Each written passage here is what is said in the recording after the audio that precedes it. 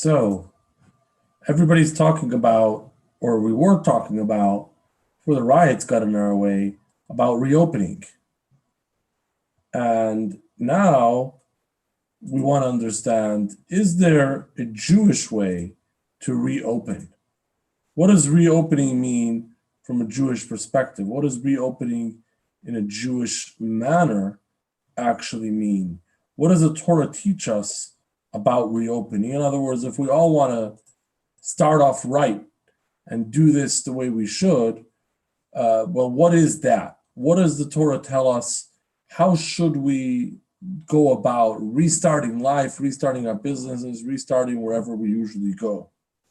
There's actually a Hasidic saying that says, "Azoi wie bestellt sich, azoi geht es." That's in Yiddish, meaning the way you set it off, that's the way it continues to go.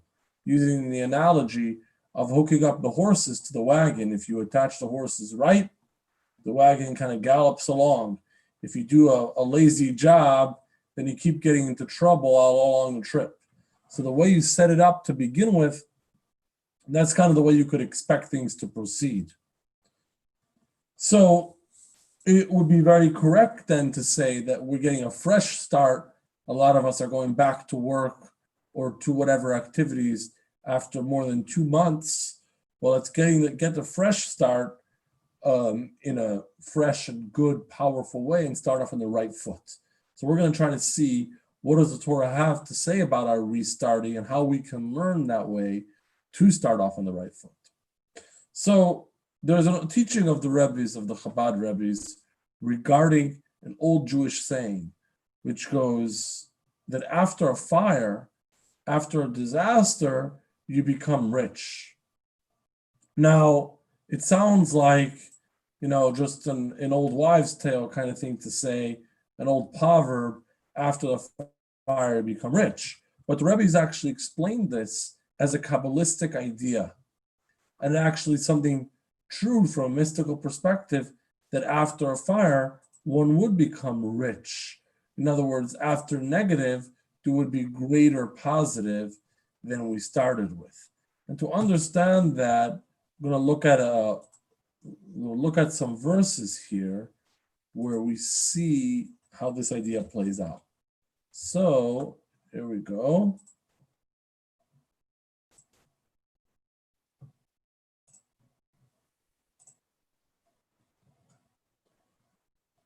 So here we read, "V'amarta bayem ahu oidcha Hashem ki anafta bi yashuv apchos nachameni." I see it's a little cut off. "And you shall say on that day, I will thank you, O Lord, for you are wroth with me. May your wrath turn away and may you comfort me." We're going to thank God for having been angry with us, because after the anger, it actually switches to comfort. So what starts with anger ends up being comfort and goodness. Now, what that means, in other words, is that if we use an analogy of somebody punishing, let's say, a child, or any other kind of expression of anger, that can often be followed with compassion and with making good and rebuilding that connection, that relationship. So yes, we suffered at the hands of God's anger, we suffered the negativity, but then God makes this extra push to bring in more goodness and compensate for that even more than we started with. And this is also expressed in a Kabbalistic idea that you could see here, that there are what we call Sefirot.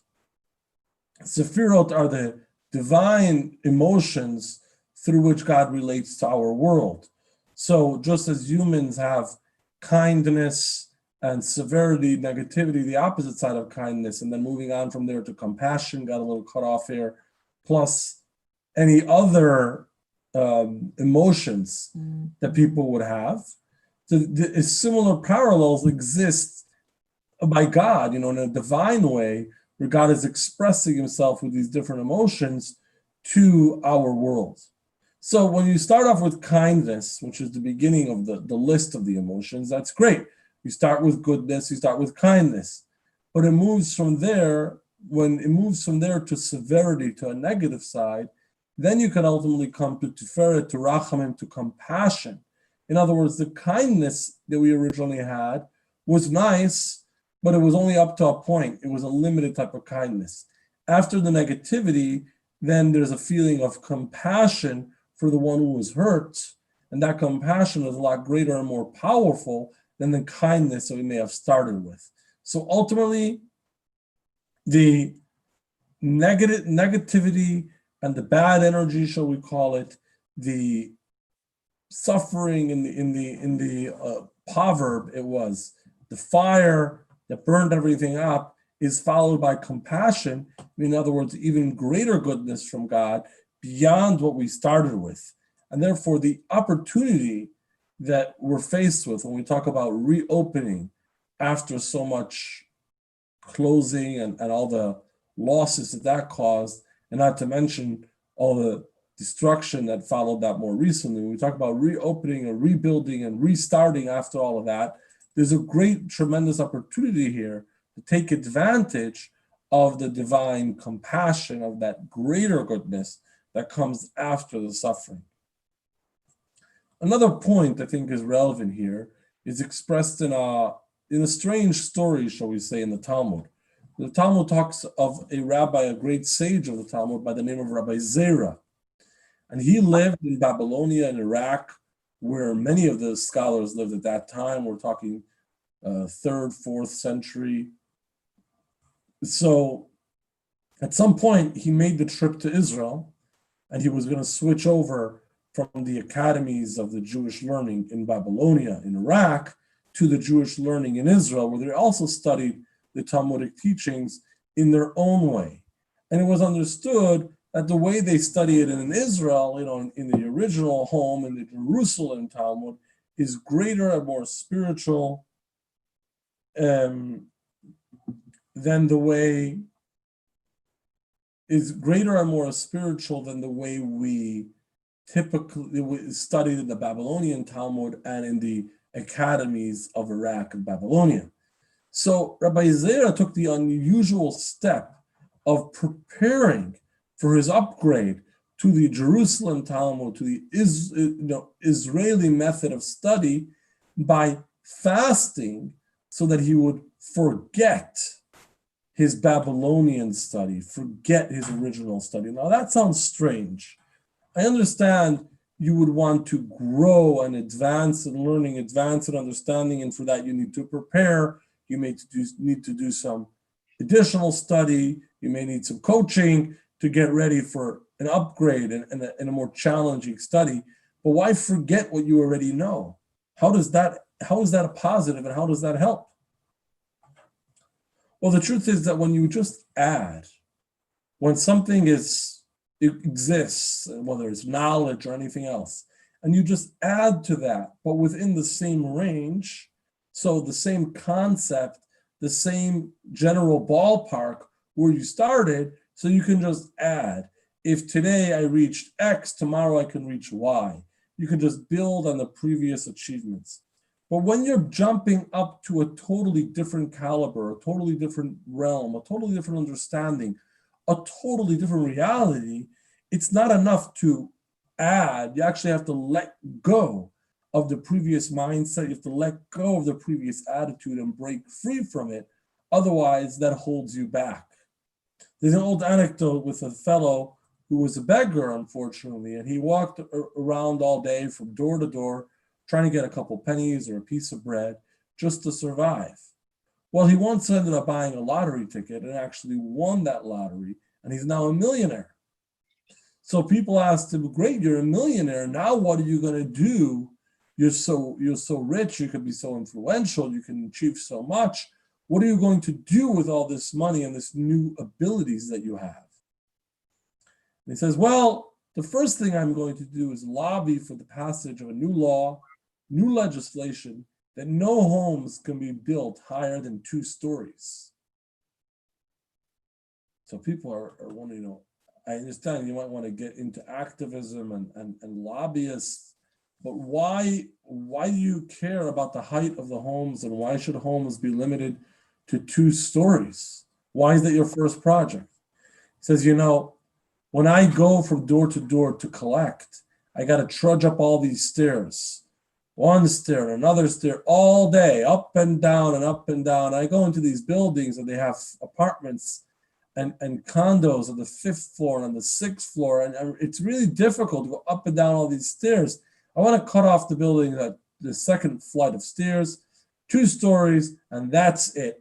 So now I'm the rich man and I can lobby for this. And when I go collecting, I only have to climb up 1 flight of stairs to the second story and no more. So, of course, our poor fellow was so entrenched in his mindset where he's always the poor guy begging, he didn't realize he's now freed from that and he's no longer going to be going around. Instead, he's using his newfound riches to make his begging easier by eliminating the many flights of stairs. That's obviously laughable and somewhat sad, but it's the kind of thing that can happen when we're stuck in an old mindset, when the new and unbelievable and unfathomable and really unexpected growth comes, we're not able to accept it and benefit from it because we're still stuck in our old way of thinking. Well, Rabbi Zera wanted to make sure that he totally advanced and freed himself from the restrictive mindset that he was in his previous study and be ready to totally apply himself to a much greater and really totally different dimension and perspective in his study. So he made sure to free his mind from his previous knowledge. In our case, we've been dealing with a gap and a closure, the likes of which we've never seen before.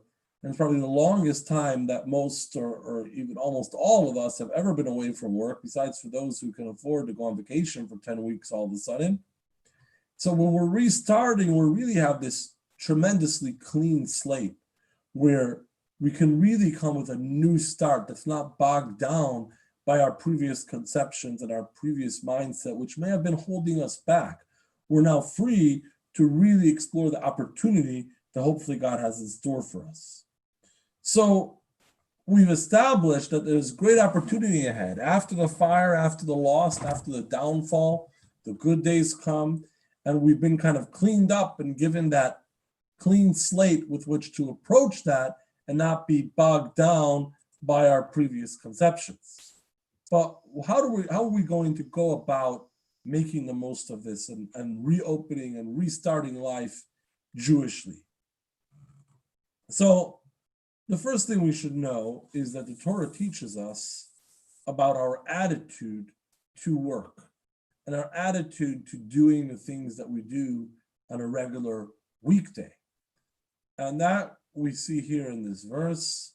Let's hope that this slide is not cut off. And what do you know it is? Let's try to see it the other way.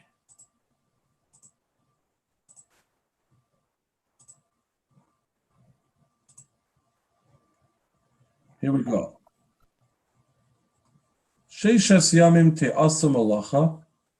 6 days work shall be done, but on the 7th day you shall have sanctity, a day of complete rest to the Lord. So of course this is the mitzvah of Shabbat. We work for 6 days, we don't work on Saturday, we don't work on Friday night and Saturday on the 7th day when we should be resting. But the implication here is that 6 days work should be done, that it's actually a mitzvah and actually something positive to work for the 6 days. Not only that we rest on the 7th, but the Torah is kind of commanding us, instructing us to work for the 6th before the 7th. That itself is important. Not only important to keep the Shabbos, but to accomplish and to work and achieve during the other 6 days. And that's because our world was created by God for a purpose. Our world was created to be developed, to be improved, to be advanced. Ultimately, we advance it to the point of the coming of Mashiach through all the good things we do. Our world wasn't created just to sit around. We're meant to do and accomplish things. So God says, work for those 6 days, invest and achieve, and then rest on the 7th day, but don't rest all of the days. But there's something else going on here, and that's hidden in this term, te'aseh. So it's translated here as work should be done. But actually that would be ta'aseh, same letters, but a little bit different pronunciation, a little different vowels. When you say te'aseh in the actual Hebrew grammar, that implies that it should get done. Not that you should do it, but that it should get done. Ta'aseh would be you go ahead and do it, where te'aseh is kind of, it happens on its own. It's just happening, it's done.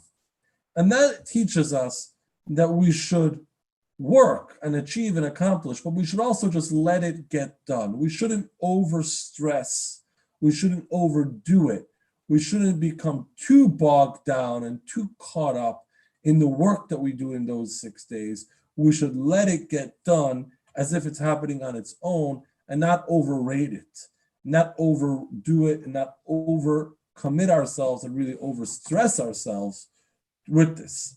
Ultimately, we have to understand that the work that we do and the investments we make are a tool, are a vessel for the divine blessing. They're a way to receive the goodness that God is prepared to give to us by making opportunities for that goodness in this world. But the main thing is the blessing itself. In other words, God is going to give us what we need, but imagine rain coming down from heaven and no field that has been plowed and planted for that rain to make it grow. Well, all of that rain is wonderful, but it won't grow any crops if the crops have not been planted. So God gives us the blessing, but we need to prepare the ground for that blessing to have any impact. So that's our responsibility, kind of to do the physical end in this world, and then let the blessing come through from God. We plow the fields, so God, when God brings the rain, it actually accomplishes something. But ultimately, the main thing is the blessing of God that's present in what we do. Kind of like a check. If somebody writes you a check, so it's important that the check be valid and the paper be good and clear and the signature be good and it's all the digits are correct and you cash that properly in a good bank. But really the main thing is the funding. The main thing is that the bank account that the check is drawn on should have the money. So imagine you get all caught up with the paper of the check and the routing numbers and the signatures and the way that you're going to deposit that, and you forget to verify the funding behind it, and there isn't any money behind that check, and it's not going to accomplish anything at all. So the main thing actually is to focus on the real blessing, the real content of what we do, and those tools that are around it. They're important, but not to get caught up with them. So we work and we accomplish whatever it is that we do, but they are vehicles and tools, vessels for the divine blessing that comes within them. So we can't let those tools overrun and overshadow the blessing itself. And that's why it's so painful when people don't have time to learn because they're working and working and working. People don't have time to study Torah. People tell me, we talk about coming to the synagogue, come celebrate a holiday, or join online when we talk about social distancing, do a mitzvah, participate, and people are too busy. They have work to do. They have things to get done. They're just too busy. It's really painful to see that because that's kind of overlooking the funding behind the check in order to have a nice, big, beautiful paper. That's overlooking the real source of the blessing, our relationship with God, who blesses the things that we do and gives us what we need to have, and getting caught up with the tools that we'll have to receive that blessing.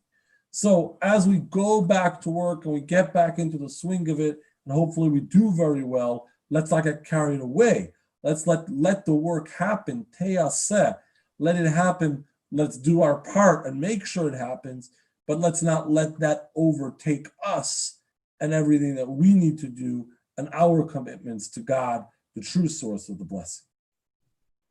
So some practical points about getting back to work before we conclude. The first thing is safety. So the states or other jurisdiction might be saying that it's safe to open up, retail can reopen, offices can reopen, XYZ can reopen, it's this stage or that stage or the other. And that's nice. But that doesn't reduce the Torah's requirement for protecting our lives and our health. The Torah actually obligates us, and we've discussed this in some other classes, to protect our lives, to preserve life and health, and really return our bodies to God in the best possible condition when that time comes. So when we go back to work, we really have a responsibility to keep ourselves and our employees or coworkers or customers or whatever that might be safe as much as we can. In fact, we should actually consider being more stringent about it than the authorities. And that's because from the Torah's perspective, we're concerned with each and every individual life. The, let's say, state government may be just making sure that we kind of flatten the curve and things don't get out of hand. And there's a kind of, it's sad to say this, but kind of manageable quantity of infection and even fatalities.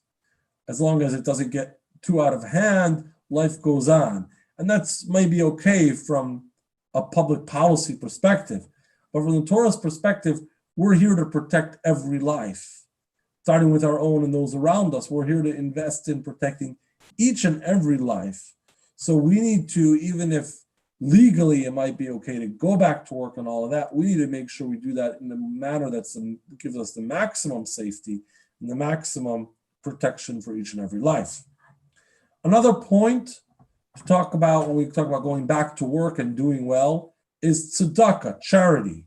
We know the Torah talks about tithing, take 10% for God, 10% for charity, and God actually promises aser to aser, tithe thou shalt tithe, with tithe, which also means aser b'shvil shetis asher, tithe so you shall become rich. That giving that 10% to charity brings additional blessing and actually brings wealth to the one who does it. Another point within the discussion of charity is the idea of a charity box, a pushka, which usually looks like a little can. I should have one somewhere here, where you put that in a place of work or in the office or in the store or whatever it is, in order to put coins into that charity box from time to time, preferably every day. Now, that doesn't amount to a whole lot of money for charity. That doesn't amount to a world-changing quantity, but it amounts to a constant giving and a constant reminder of the true source of blessing, which is God's blessing, and therefore we should also be giving and sharing and generous with those blessings that God gave us. So if we're reopening or going back to the office, take a pushka, a tzedakah box along with you and make that office a more blessed place. If you need one of those, I can get you one. And to conclude, we have a little video of the Rebbe talking about some of his guidance regarding charity, and particularly about this idea of the charity box. Let's see.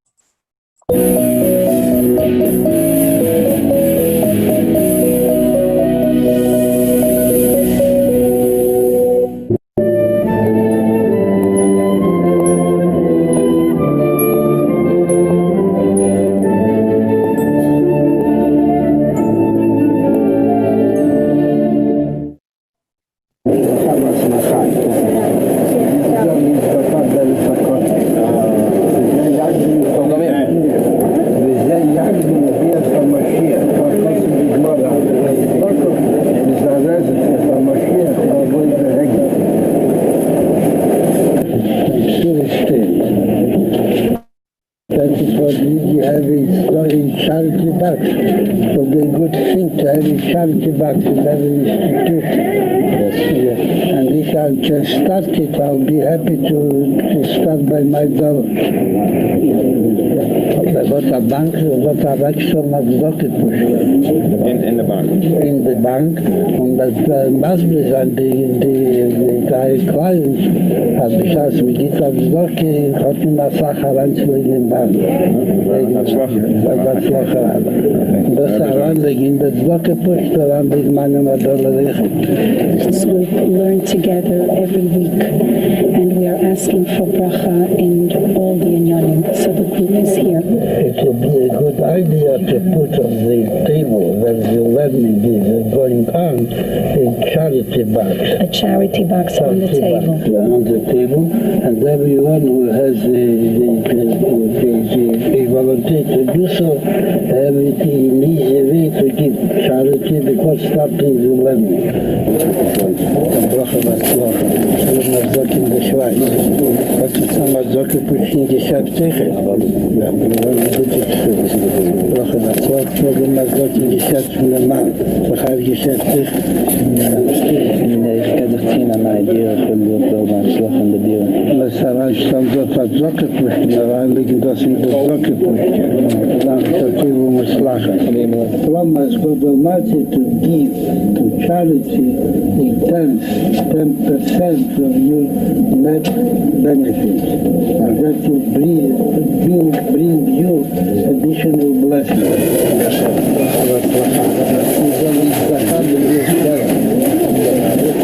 Jadina shall Avraham Avinu.